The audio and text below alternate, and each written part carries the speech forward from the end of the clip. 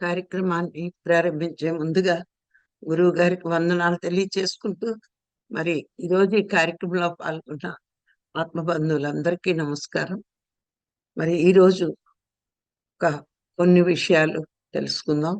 మరి సృష్టిలో మానవులంతా ఒకేలా కనిపించినా మరి కొందరు ఆధ్యాత్మికత అంటే ఇష్టపడతారు, కొందరు మరి ఆధ్యాత్మికలోకి రావడానికి ఇష్టపడరు.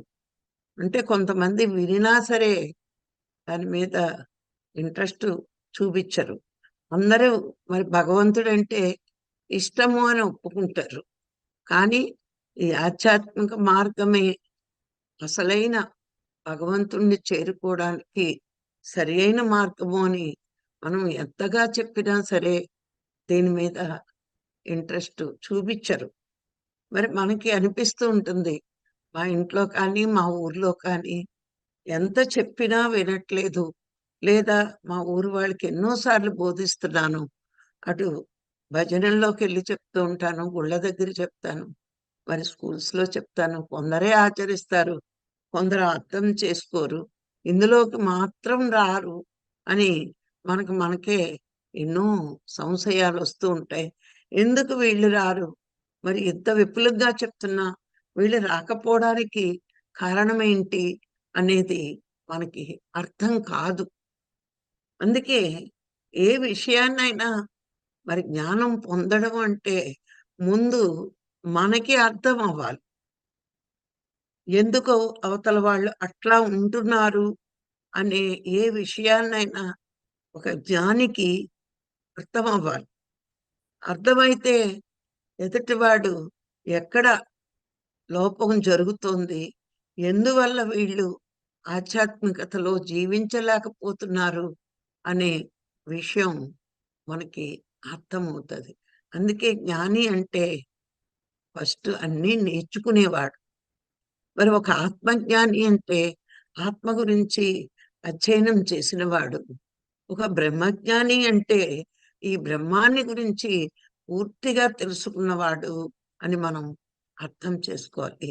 అంటే జ్ఞానిగా మొదలైన జీవితం ఒక బ్రహ్మజ్ఞానిగా ఎదిగితేనే మనకి బ్రహ్మజ్ఞానం అంటే ఈ సృష్టి గురించి, పరలోకాల గురించి, బ్రహ్మం గురించి పూర్తిగా తెలుసుకున్న వాడినే బ్రహ్మర్షి, బ్రహ్మజ్ఞానం అంటాం. మరి అంతవరకు ఎదగాలి అంటే ఒక జ్ఞానిగా, అజ్ఞానిగా ఉన్న మనం జ్ఞానిగా ఎదగడానికి మనం ముందు ప్రయత్నం చేస్తూ ఉంటాం. కానీ ఈ జ్ఞానమే వినని వాళ్ళకి, ఈ జ్ఞానమే అర్థం అవని వాళ్ళకి, అర్థం కాకే ఆచరణలో పెట్టుకోలేకపోతారు. మరి వీళ్ళెందుకు ఇలా ఉన్నారో అన్నది ఒక జ్ఞానిగా మనం కూడా తెలుసుకుని, అర్థం చేసుకుని వాళ్ళ మీద జాలి పడాలే కానీ ఇంకేమీ చేయలేం. అందుకని ఎందుకు వాళ్ళు అలా ప్రవర్తిస్తున్నారు, ఎందుకు అలా ఉన్నారు, జ్ఞానంలో రాకపోవడానికి కారణం ఏంటి అని మనం కొన్నిగా విషయాలు ఈవేళ తెలుసుకుందాం, చర్చించుకుందాం. మరి అయితే ఈ జ్ఞాని ఎంత ప్రయత్నించినా రాలేదు అంటే అజ్ఞానము అనేది ఎలా ఉంటుందంటే మామూలుగా ఉండదండి. మనకి మన గ్రంథాలు ఏమిచ్చాయి అంటే మరి మా అజ్ఞాని శరీరము మనసు 5 బలమైన ఇనప గొలుసులతో బంధించబడి ఉంది అంటారు. ఇనప గొలుసులంటే మనకు కనబడే ఇనప గొలుసులు కాదు, అవి వేరే, ఇది వేరు. ఏమిటా బలమైన ఇనప గొలుసులు అంటే వాడు ఎంతసేపు శరీరం నేననుకుంటూ భౌతికమైన జీవితం, భౌతికం కోసమే, అంటే ఈ శరీరం కోసం, మనసు కోసం పాటుపడ్డం. ఒక సంపాదన ఉంటే సుఖపడవచ్చు, లేకపోతే అందరికంటే గొప్పగా ఉండొచ్చు అనే బలమైన కోరికే బలమైన ఇనప గొలుసట. చాలా మంది గమనించండి, డబ్బు సంపాదన ఎందుకు అంటే సుఖంగా జీవించడానికి అంటారు, కానీ సుఖ సంతోషాల వరకు మాట్లాడగలరు, కానీ ఆనందం గురించి మాట్లాడరు వాళ్ళు. ఏదో ఒక్క క్షణం అంటారు, ఆనందంగా ఉంది నాకు అని. కానీ ఆ శరీరం, మనసు సుఖపెట్టడానికి బలమైన కోరికే ఒక బలమైన ఇనప గొలుసులు. అంటే వీళ్ళు భౌతికంగా హాయిగా బతకడానికి ఇష్టపడతారు. అందుకే వాళ్ళేంటి అంటే ఆధ్యాత్మికతలోకి రాలేరు. మనలాంటి వాళ్ళు పక్కనే ఉన్నా సరే, ఏదోనండి వీళ్ళకి ఈ మధ్య ధ్యానం పిచ్చి పట్టుకుంది. ధ్యానం పిచ్చట. అంటే వాడు ఎంత అజ్ఞానంలో ఉన్నాడో ఆ పదాన్ని ఉపయోగించాడు అంటే, వాడు ఎంత అజ్ఞానంలో ఉన్నాడో మాకు అర్థమవుతుంది.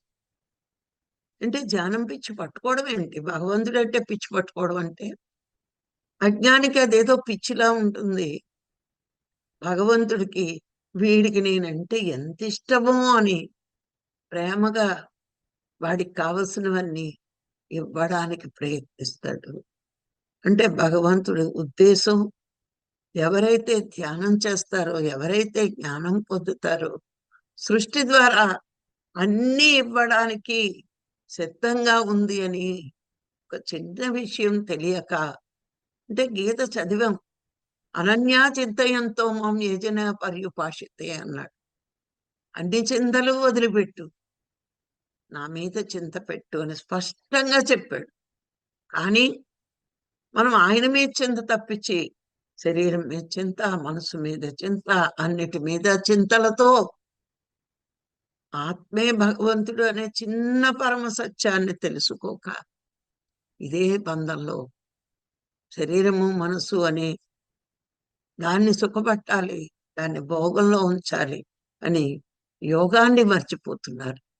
ఎంతవరకు మనం భోగాల మీద ఆశ పెట్టుకుంటామో, ఎంతవరకు భోగం మీద కోరికలు పెంచుకుంటామో, అంతవరకు యోగంలో ఉండలేరు. ఎవరైతే భోగం మీద ఆసక్తి పెంచుకుంటారో, భోగం మీద ఆసక్తి అంటే డబ్బు మీదే. ఎందుకు డబ్బు కావాలి? గొప్పగా బతకడం కోసం, సుఖంగా బతకడం కోసం. ఆ సుఖము, సంతోషము అల్పమైనవి, అశాశ్వతమైనవి అనే సత్యాన్ని తెలుసుకోలేక, మరి వాట్లి మీదే కోరికతో జీవితాంతం కష్టపడి, మరి మన సమయాన్ని, అన్నిటిని శక్తిని వృధా చేసుకుంటారు. ఆ భోగం మీద కోరిక మితిమీరి ఉంటే యోగంలోకి రాలేరు. మరి ఆ మితిమీరిన భోగాల మీద కోరిక యోగాన్ని మరిపిస్తుంది. అంటే భోగం మీద కోరిక ఉంది అంటే సృష్టి మీద కోరిక ఉంది కానీ సృష్టికర్త మీద నీకు కోరిక లేనప్పుడు నువ్వు యోగ మార్గంలోకి ఎలా రాగలవు? అది వదులుతున్నప్పుడు ఎప్పుడు వదులుతాం? దాని మీద కష్టం వచ్చినప్పుడు, నష్టం వచ్చినప్పుడు, వాటి వల్ల దుఃఖం వచ్చినట్టు ఇప్పుడు దేవుడు గుర్తొస్తాడు. కానీ అప్పుడప్పుడే పూర్తి వైరాగ్యం ఇంకా రాదు. ఎంతవరకు నీకు భోగాల మీద దృష్టి ఉందో, శరీరం, మనసు అనుకుంటున్నావో, దాని మీద తీవ్రాతి తీవ్రమైన వాంఛ ఉందో, అంతవరకు నువ్వు ఆధ్యాత్మిక జీవితంలో అడుగు పెట్టలేవు. మొట్టమొదటి బలమైన గొలుసు ఏంటి అంటే, శరీరం నేను మనసును సంతోషపెట్టేయాలి. అందుకని ఈ భోగాలన్నీ అనుభవించేయాలి అని అనుకుంటున్నాం కాబట్టే ఆధ్యాత్మిక మార్గమైన యోగ మార్గంలోకి అడుగు పెట్టలేరు. ఇక రెండో పాయింట్ ఏంటి అంటే, శరీర బంధువుల మీద మితిమీరిన మమకారం. శరీరానికి సంబంధించిన బంధువుల మీద మితిమీరిన మమకారం ఉన్నా మనము ఆధ్యాత్మిక మార్గంలోకి అడుగు పెట్టలేం. చాలా మంది చెప్తూ ఉంటారు, మనం వింటూ ఉంటాం, ధ్యానం చెయ్యండి అంటే అప్పుడేనా? ఎంత సంసారం, పిల్లల్ని చదివించాలి, వాళ్ళ బాధ్యతలు తీర్చాలి, వాళ్ళకు ఉద్యోగాలు రావాలి, వాళ్ళకి పెళ్ళిళ్ళు అవ్వాలి, ఇవన్నీ ఒక గట్టుకొస్తే కానీ నేను ధ్యానం ఎలా చేయగలనండి? ఇవన్నీ నేను ధ్యాన మార్గంలోకి వచ్చి కళ్ళు మూసుకుని కూర్చుంటే ఈ సంసారం ఏమైపోతుంది? నాకు ఒక్క నిమిషం ఖాళీ ఉండదే. పొద్దున్న లేచిన నుంచి రాత్రి వరకు ఇంటి పని, వంట పని, ఉద్యోగం పని, వ్యాపారం పని, ఇవన్నీ సంపాదన ఉంది నాకు. ఫ్యాక్టరీలు ఉన్నాయి, ఇండస్ట్రీలు ఉన్నాయి, పొలం పనికి వెళ్ళిపోవాలి, ఉద్యోగానికి వెళ్ళిపోవాలి. పొద్దున్న లెగిస్తే రాత్రి వరకు నాకు ఖాళీ ఉండదు, నా బాధ్యతలు తీరలేదు అని ఎన్నెన్నో కబుర్లు చెప్తారు కొంతమంది. అంటే ఎందుకు నువ్వు సంపాదిస్తున్నావు? పక్కోడికి ఇవ్వడానికా? ఎదుటివాడికి ఇవ్వడానికా? అదే నీ శరీర బంధం. నీ పిల్లల్ని చూసుకోవాలి. ఆ డబ్బు పైసా పక్కవాడికి ఇవ్వం. నీ భార్యను సుఖపెట్టాలి, నీ భర్తను సుఖపెట్టాలి, నీ పిల్లల్ని సుఖపెట్టాలి. సంపాదన సంపాదన సంపాదన, అన్నిటికీ టైం ఉంటుంది. కానీ ధ్యానానికి టైం లేదంటున్నాం చూడండి, అది మన దౌర్భాగ్యం. తింటున్నాం, పడుకుంటున్నాం, ఎంజాయ్ చేస్తున్నాం, ఫ్యామిలీతో షికార్లకు వెళ్తున్నాం, టూర్లకు వెళ్తాం, అన్నిటికీ టైం ఉంటుంది. ధ్యానం అనేటప్పటికీ లేదు. అంటే నీ శరీరం బంధుత్వం మీద, బంధం మీద మితిమీరిన మమకారం ఆధ్యాత్మిక మార్గంలోకి అడుగు పెట్టలేకుండా బలమైన కారణం అయిపోతుంది. అక్కడ అదొక బలమైన గొలుసు. మొదటిది శరీరం మనసు, రెండవది శరీరం బంధువులతో, రక్త సంబంధీకులతో మితిమీరిన మమకారం. మరి ఆ మమకారమే నిన్ను ఆధ్యాత్మిక మార్గంలోకి రానివ్వకుండా ఆపేస్తూ ఉంటుంది. ఇదే కాదు, ఇంకా అన్నిటి మీద మమకారం ఉంది. ఏంటి ఆ మమకారం అంటే, ముందు శరీర బంధమే, తర్వాత నా కులం, మూడో పాయింట్ నా మతం. ఈ రెండు కూడా నీకు బంధాలే. మా కులం వాళ్ళకి ఏదో చేసేయాలి, మా ఊరికి ఏదో చేసేయాలి, మా మతం. ఇది ఈ కుల పిచ్చి, మత పిచ్చి, ఈ పిచ్చిలన్నీ కూడా ఉంటే ఆధ్యాత్మిక మార్గంలో ఎక్కువ అడుగు పెట్టలేం. ఒక రాజకీయ పలుకుబడి, మా ఊరికి ఏదో సేవ చేసేయాలి, నేను ఫలానా అయిపోవాలి, అయిపోతే నేను ఊరికి సేవ చేస్తాను, రాష్ట్రానికి సేవ చేస్తాను, దేశానికి సేవ చేస్తాను, మా మతానికి సేవ చేస్తాను. ఇది కూడా ఒక బంధమే. ఆధ్యాత్మిక మార్గంలోకి రాకపోవడానికి ముందు శరీరం మనసు, రెండవది వచ్చేటప్పటికి శారీరక బంధాలు, మూడవది వచ్చేటప్పటికి కులం, మతం, నా ఊరు, నా గ్రామం, నా పట్టణం. ఇవి కూడా బంధాలే. ఆధ్యాత్మిక మార్గంలోకి ఎంతగా నీకు ప్రపంచకంలో ఒక్కొక్క దాని మీద బంధం ఏర్పరచుకుంటావో, నీ శరీరానికి, నీ మనస్సుకి గొలుసులా బంధించుకుంటున్నావు. కానీ అవి రెండు ఉపయోగించి ఆధ్యాత్మిక మార్గంలో అత్యున్నత స్థితికి చేరుకోలేవు. మూడవది ఆ బద్ధం అవుతుంది. ఎంతసేపు రాజకీయాలు, ఎంతసేపు ఊరిని బాగు చేద్దాం, లేకపోతే కులానికి ఏం చేద్దాం, మతానికి ఏం చేద్దాం, ఇవన్నీ కూడా ఆలోచిస్తూ, ఇవన్నీ బంధాలు పెట్టుకుంటూ మనం ఇనప గొలుసులతో బంధించబడిన ఒక ఖైదీలాగా బతుకుతున్నాం. ఇవన్నీ మన బంధాలే, బంధాలతో బంధించబడుతున్నాం.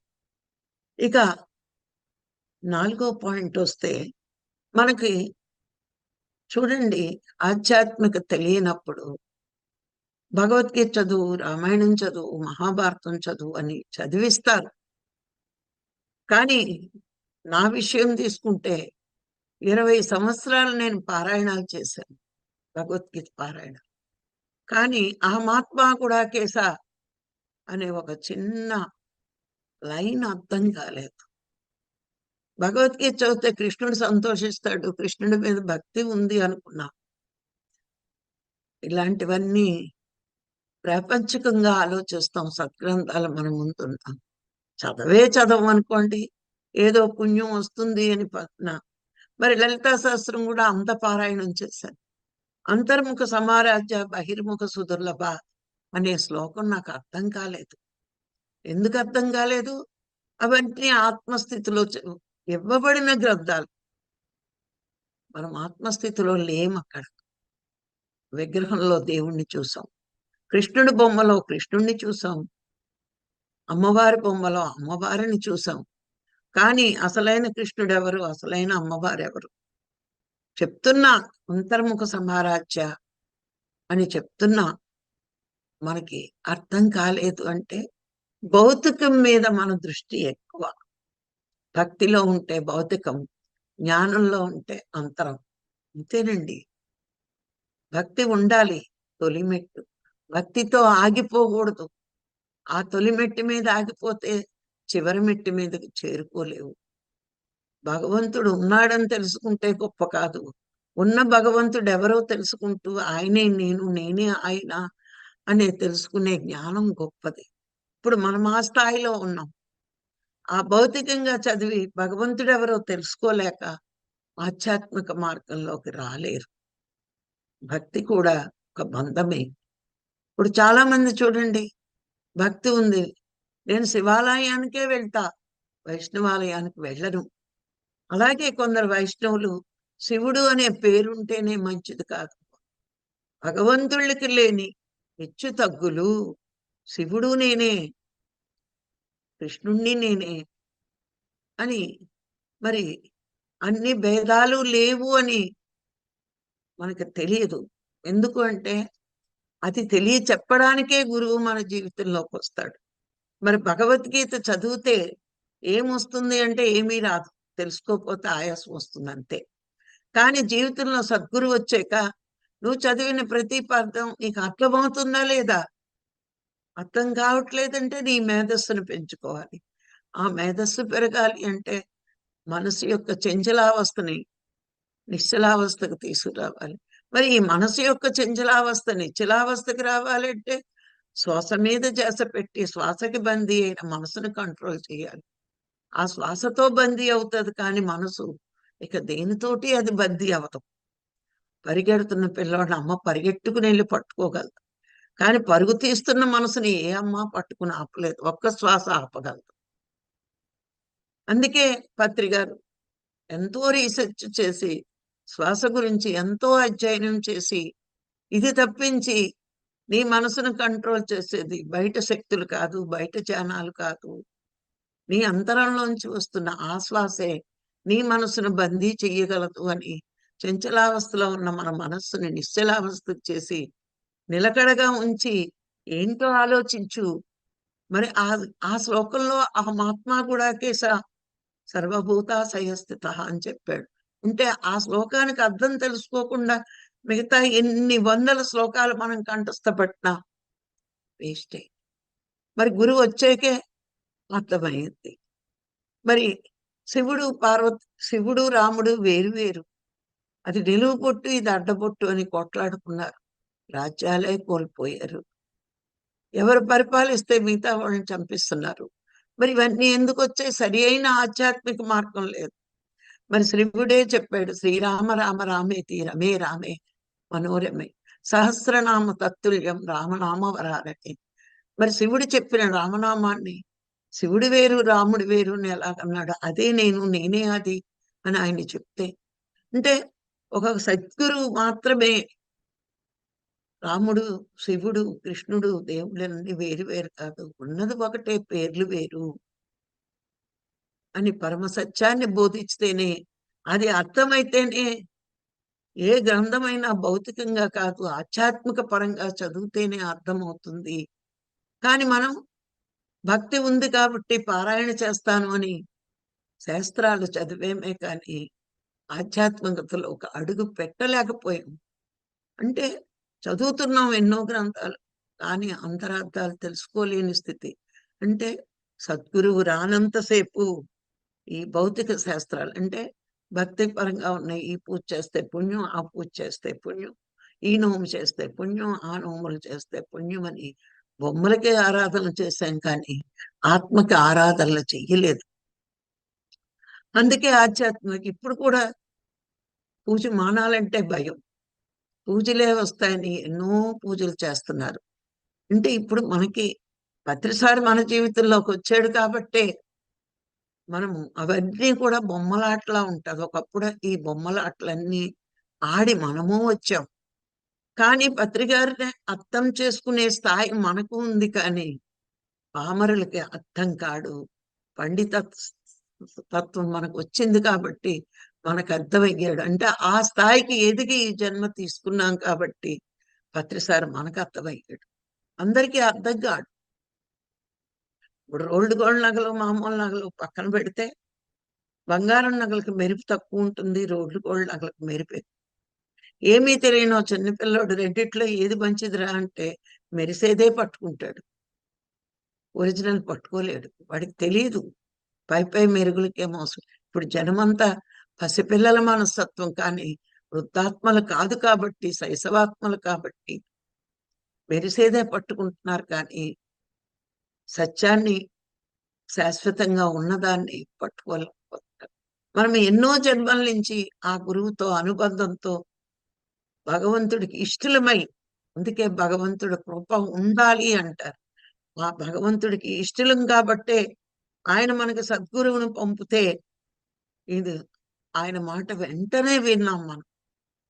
కరెక్ట్, ఆత్మ చెప్తుంది లోన్ నుంచి, ఈ సద్గురువు చెప్పింది కరెక్ట్.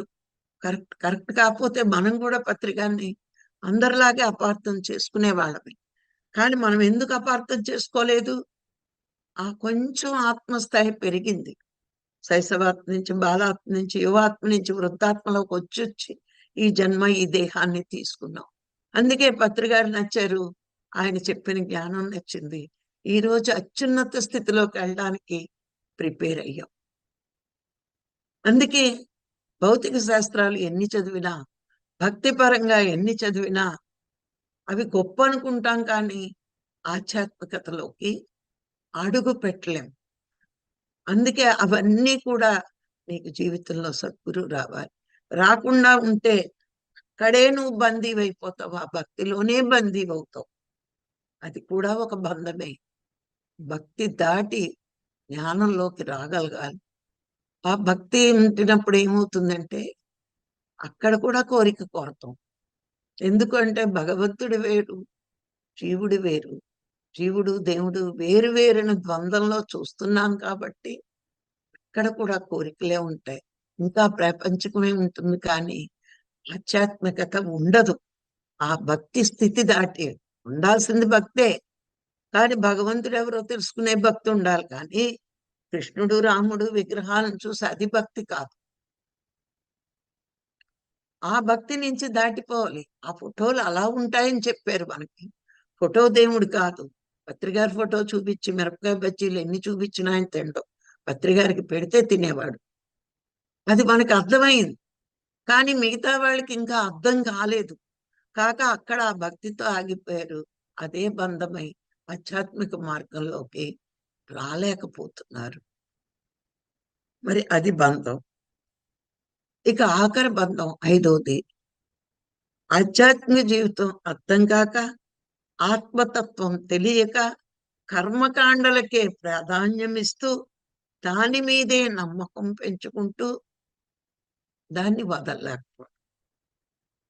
ఇది ఆధ్యాత్మికత కాదు. ఏ కర్మకాండ చేసినా అది ఆధ్యాత్మికతలోకి వచ్చినట్టు కాదు. యజ్ఞ యాగాదులను కూడా దాటి వెళ్ళగలిగే అంత శక్తి జ్ఞానానికి ఉంది. యజ్ఞయాగాదులు కూడా దేవతలను మెప్పించవచ్చు, కానీ పరమాత్మని తెలుసుకోవాలి, ఆయన్ని మెప్పించాలి అంటే ఆధ్యాత్మిక మార్గమే కరెక్ట్. అందుకే భౌతికమైన కర్మకాండలకు ప్రాధాన్యం ఇచ్చి నేను చాలా గొప్పగా జీవిస్తున్నానని అనుకుంటారు చాలా మంది. కరెక్టే, యజ్ఞాలు చేయడం మంచిదే. ఎందుకంటే ఆ యజ్ఞం, అన్నదానం చేస్తావు చూడు, అక్కడ గొప్ప భేద లేకుండా అందరికి అన్నం పెట్టావు, అది అక్కడ పుణ్యం వస్తుంది. కానీ యజ్ఞ ఫలం ఏంటి? యజ్ఞం చేసే ఫలం దేవతలు మెచ్చుకుంటారు. కలెక్టర్ గారిని కలుసుకోవాలంటే కలెక్టర్ గుమాస్తాకి లంచం ఇచ్చేస్తే కలెక్టర్ని కలుసుకోలేదు. ఆయనకు మూడు ఉంటుంది, ఉండకపోతుంది. తర్వాత చూస్తానులే, రేపు చూస్తాను అనొచ్చు. నువ్వు వీడి చేతిలో 1000 రూపాయలు ఎట్టావు కదా అని ఫైల్ కింద కట్టినా ఆయనకు మూడు ఉండాలి. ఆ మూడు తెప్పించేది భగవంతుడు. అలాగే నువ్వు ధ్యానం చేసి ఆధ్యాత్మ మార్గంలో ధ్యానం పెంచుకుంటూ ఉంటే, ఆ పరమాత్మకి ఇష్టమై ఉంటే ఈ దేవీ దేవతలు నిన్నేం చేయలేరు. అది చెయ్యకుండా ఆపే శక్తి భగవంతుడిది. అందుకే ఈ స్థాయిని, భౌతికమైన కర్మకాండలు కూడా దాటి వెళ్ళగలిగే స్థాయి ఒక ధ్యానికి ఉంది. ఇది అర్థమైతే కర్మకాండలకు కూడా ప్రాధాన్యం ఇవ్వం. అవి మితిమీరి చేసి కూడా ఆ బంధాల్లో ఇరుక్కుపోతూ ఆధ్యాత్మిక మార్గంలో అడుగు పెట్టకుండా ఆగిపోతున్నారు. చూడండి, చివరి చెప్పింది 4-5 పాయింట్లు. ఇంకొకసారి వెరిఫై చేయండి. అంటే చాలా మంది చేస్తున్నది అక్కడే. పూర్ణమైన జ్ఞానాన్ని పొందలేకపోవడానికి కారణం ఆ భౌతికమైన కర్మకాండలకు విలువ ఇవ్వడమే. ఒకప్పుడు ఇస్తావు నీ స్థాయి అదట్లో. కానీ ఈ రోజు పత్రిగారు లాంటి గురువు దొరికి శ్వాస మీద ధ్యాస అనే ధ్యానం చేసి, నేను శరీరం కాదు, నేను ఆత్మని, నేనే పరమాత్మని, అహం బ్రహ్మాస్మి, తత్వమసి, సర్వం కల్విదం బ్రహ్మ అనే వేదవాక్యాలు ఔపోసన పట్టి ఇంకా భౌతికమైన కర్మకాండలకు విలువిస్తున్నాము అంటే మనం ఏ స్థాయిలో ఉన్నట్టు? అంటే ధ్యానం అర్థం కాలేనట్టే. దాంట్లో ఉండిపోకూడదు. అది చేయడం ఒక మెట్టే. కానీ చిట్ట చివరి మెట్టు ధ్యానము, జ్ఞానం. ఈ 5 కూడా బలమైన గొలుసులట. మనిషిని ఆధ్యాత్మం వైపు ముందు శరీరం నేను, మనసు నేను అనుకోవడము.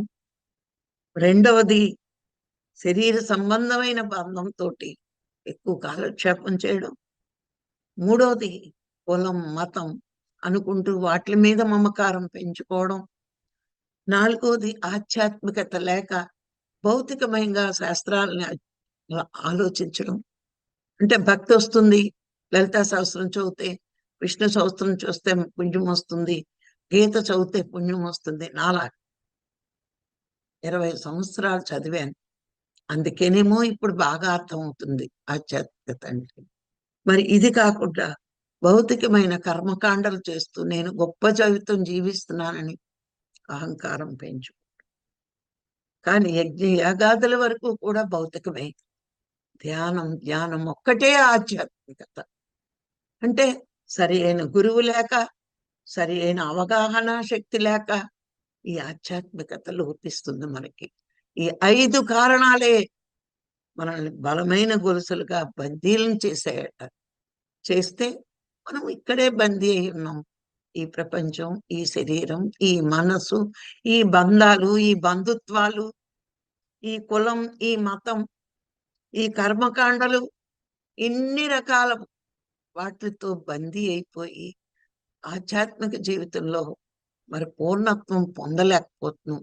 ఇన్ని బంధాలు మన చుట్టూరు ఉన్నాయని మన గురువు వచ్చాక అర్థమవుతుంది. నాకేం లేదండి అన్నిటి మీద వైరాగ్యం వచ్చేసిందంటే నటించే వైరాగ్యం వద్దు. సత్యాన్ని తెలుసుకున్నప్పుడు నీకు తెలియకుండానే వైరాగ్యం స్వతహాగా నీలో నుంచి అవి కాదు. నాకు భగవంతుడితో బంధం గట్టిగా ఏర్పడాలి అంటే నేను సాధనే చెయ్యాలి. ఇక దే దేనికోసం కాదు. కానీ ఈ దేహాన్ని కదిలిస్తోంది, ప్రపంచాన్ని కదిలిస్తుంది. కానీ నేనెవరిని అనే ఒక ఆలోచన రానివ్వట్లేదు.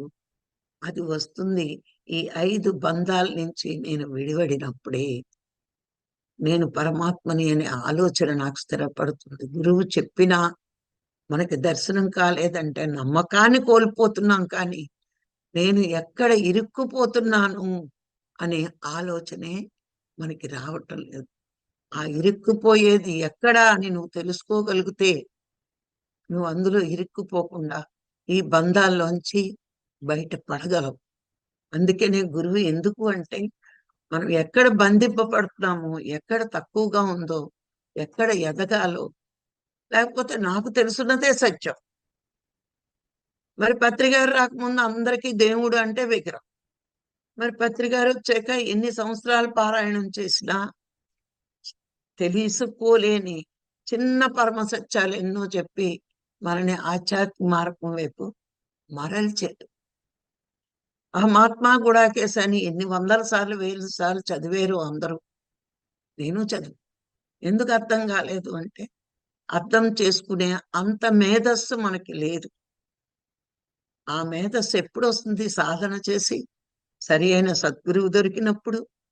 నువ్వు శరీరం కాదు, ఆత్మవి. ఆ భగవంతుడు విగ్రహం కాదు, నీ ఆత్మగా ఉన్నాడు, అది నువ్వై ఉన్నావు అని ఇన్ని మాటలు గురువు మనకు బోధించినప్పుడు ఎదిగి వచ్చిన ఆత్మలం కాబట్టి మనము వృద్ధాత్మ స్థితిలో ఉన్నాం కాబట్టే ఆయన చెప్పిన విషయాలు వెంటనే వంటబట్టి. మరి అది లేని వాళ్ళు ఆయన వాక్యాన్ని చూశారు. ఆయనలో ఉన్న మేధస్సును మనం చూసాం కాబట్టి ఎంత స్థాయికి ఎదగగలిగాం. ఎప్పుడైనా సరే ఒక స్థాయి ఉండాలి. సద్గురువుని అర్థం చేసుకోవడానికి కూడా ఆ స్థాయి ఉంటేనే గురువు అర్థమవుతాడు. మరి మనకి ఎన్ని మందాలు ఉన్నాయో ఇప్పుడు మనం విచారణ చేస్తే కదా మనకు తెలిసింది.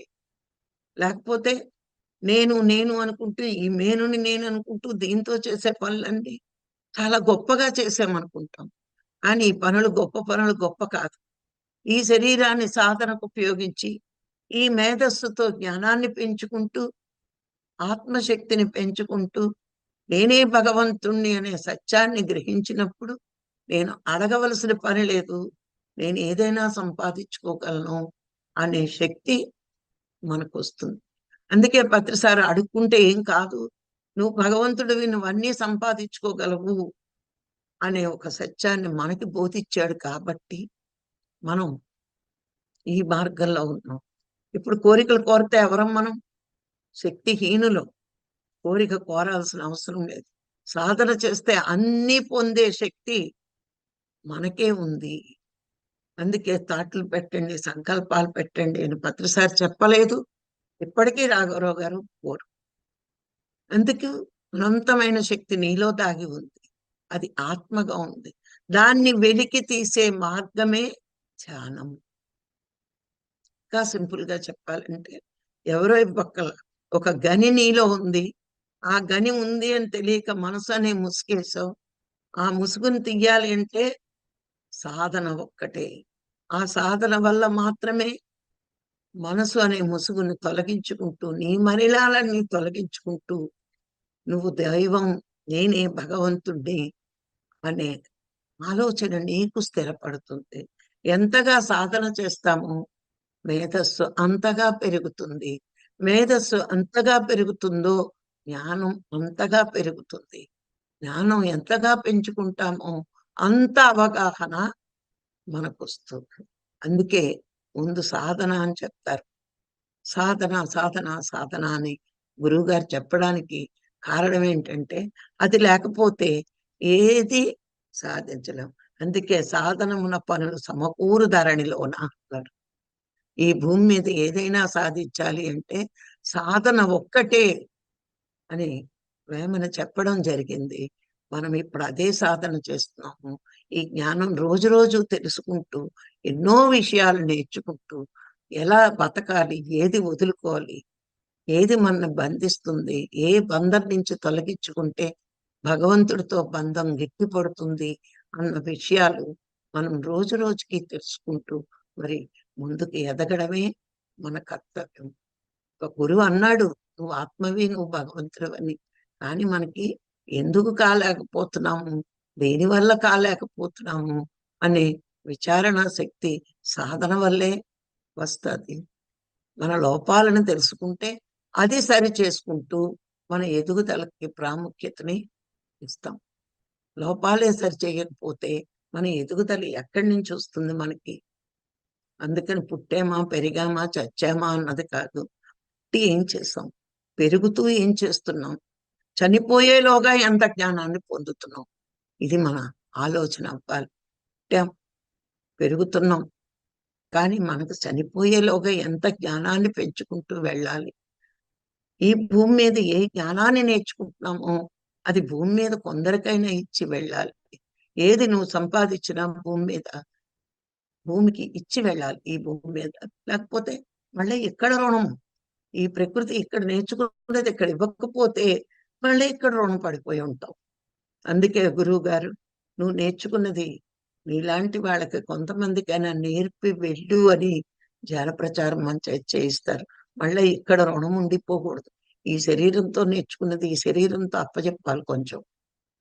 లేకపోతే మళ్ళా రుణం. ఎన్ని రుణాలు ఉన్నాయో. మరి ఇవన్నీ వదులుచుకుంటూ తీర్చుకుంటూ నేర్చుకుంటూ ఎదగాల్సిందే.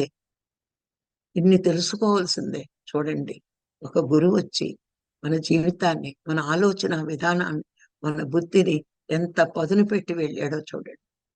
మరి అలాంటి గురువుకి వందనాలు సమర్పించుకుంటూ ఈరోజు నాకు ఈ అవకాశాన్ని ఇచ్చిన మీ అందరికీ మరొక్కసారి కృతజ్ఞత తెలియచేసుకుంటూ మరి